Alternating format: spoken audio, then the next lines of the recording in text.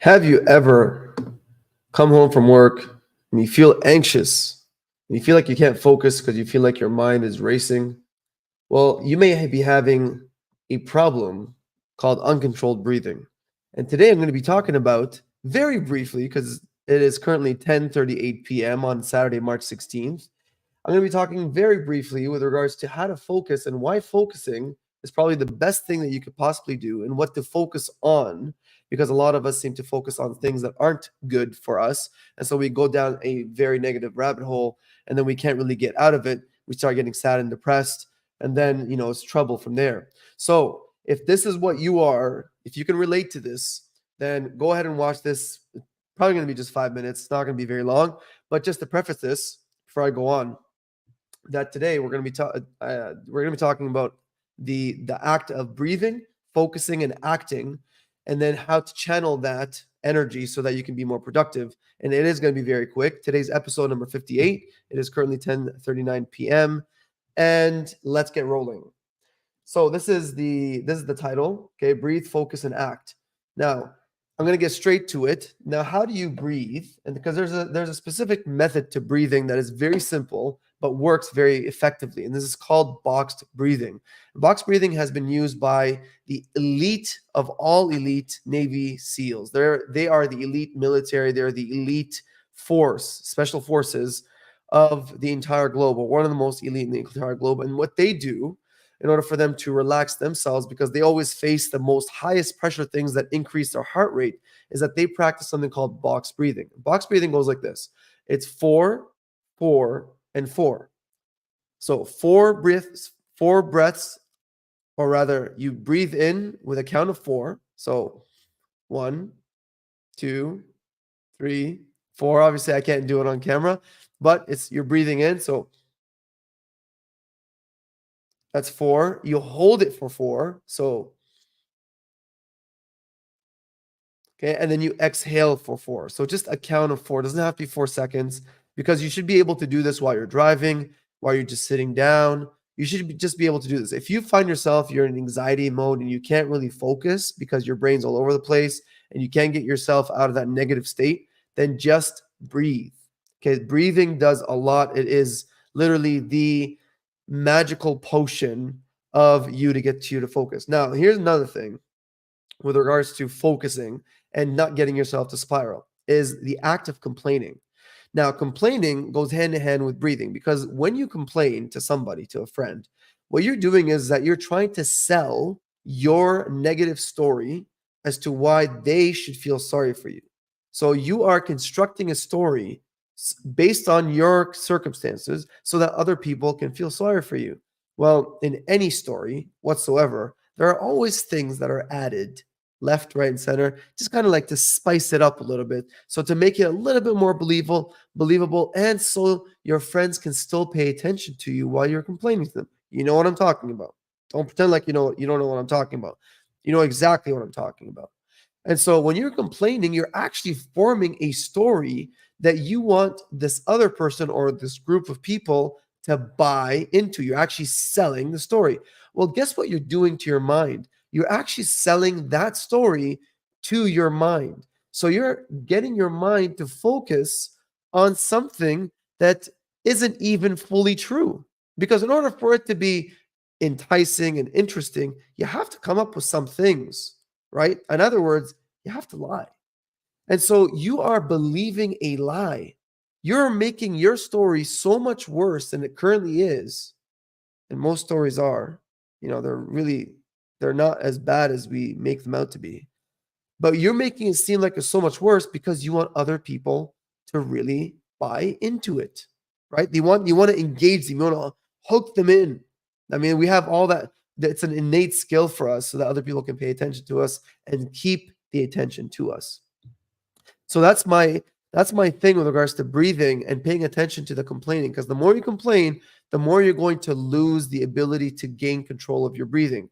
Because when you complain, your blood pressure goes up, your heart rate goes up, and as a extension to that, then your breathing starts to get deeper and starts to, you start breathing more heavily, you start breathing more rapidly. You can't even pay attention to it because you're too focused on the complaining.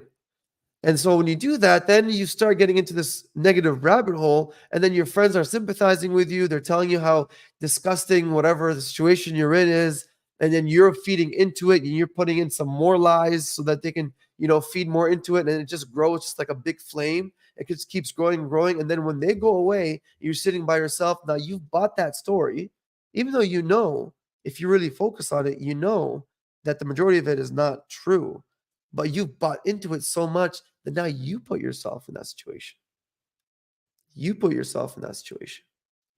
So because you put yourself in that situation, what happens is that you won't be able to get anyone to help you get out of it because you put yourself in that situation.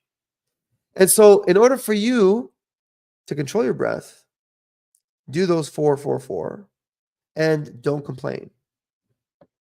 All right.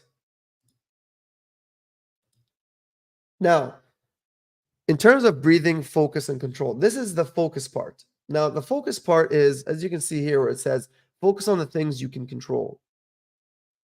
Because if you don't focus on things you can control, then you're gonna get out of control. I mean, let's call a spade, shall we? Your mind is gonna go all over the place. And so here are the things that you can control: your state of mind, what you can think of, how you can act, your response to things, your daily habits. I mean, you can read all this, right? These are the things you can actually control. That's in your circle of influence. The things outside your circle of influence, whether gas prices, how many times have you shot up in arms because the gas prices are getting high? They're getting high, man. Who cares? Or it's raining outside, or it's not sunny, and you start like, it sucks outside. Who cares? Why are you so focused on something that you can't even control? You don't even realize you're focused on it because it's such a normal thing that everyone does, and you're stuck around people that actually do it on a consistent basis, that this is your focus. But when you focus on things you can't control, you cannot focus on something you can control and can't control at the same time. Just like they say, you cannot be in a fearful state and happy at the same time. It's the exact same principle. You cannot control on things you can't control, or you can't focus on things you can't control and then focus on things you can't control simultaneously. It doesn't work. So you have to keep in mind all this stuff: healthcare, housing costs, climate change, your birthplace, ethnicity, how you're aging, your global economics, other people's opinion of you.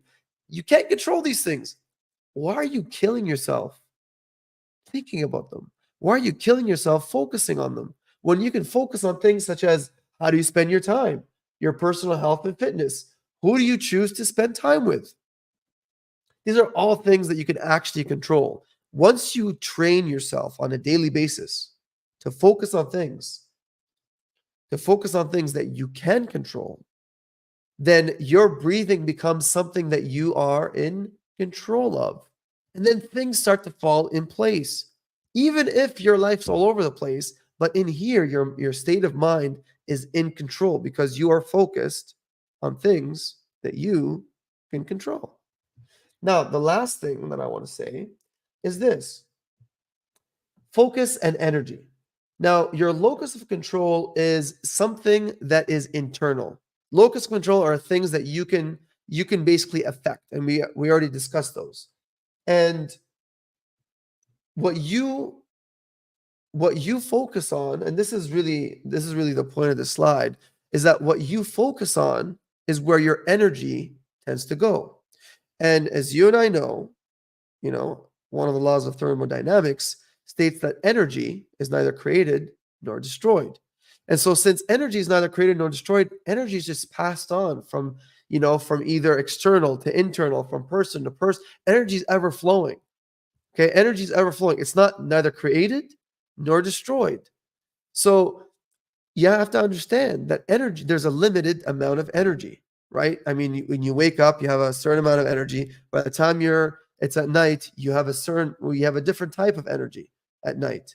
So wherever you focus, that energy, that flowing energy, that limited energy is going to flow with that focus. So if you're going to focus on something that's negative, you're giving all the energy that you have to that negativity.